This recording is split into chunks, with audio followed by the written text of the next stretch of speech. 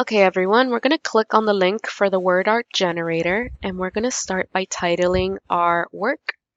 So I'm just going to call it word cloud, and then I'm going to start typing in 10 different phrases that remind me of the work shown by Paula Scher or that describe my work with graphic design so far. As a reminder, you guys are not going to copy my example.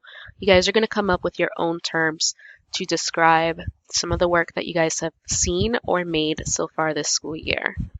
Some of them may overlap, that's okay, but ultimately you should not have a list of the same exact terms I'm using.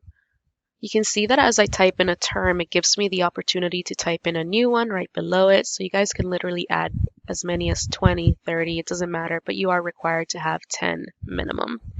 If I click on the button that says visualize, the red button that says visualize, I'll be able to see what the word cloud looks like in real time. So you can see that as I add more terms to it and then click visualize again, the word cloud starts changing and starts evolving. You also have the opportunity to insert a new shape, use a new font, and use different colors as necessary.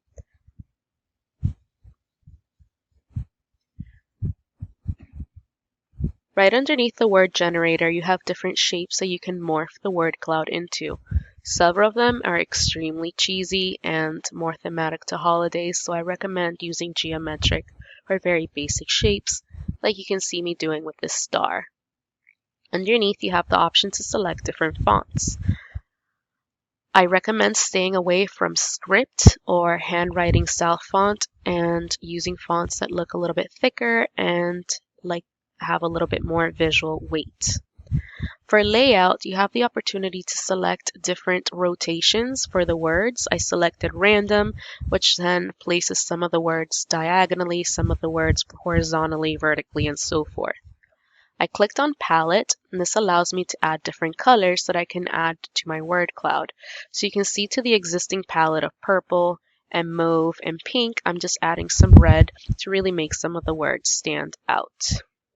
For background color, I wanted to have a strong contrast, so I used black, but you guys can use any color you want, although I recommend a neutral color so it does not take away from your word cloud. And then for color emphasis, I really wanted the words to stand out, so I left the color emphasis at 0%. At this point, I was pretty much satisfied with it, so I went up to the download button. I selected standard PNG, and it downloaded the word cloud to my computer. This is what you will be submitting to me as proof of your participation. Peace out.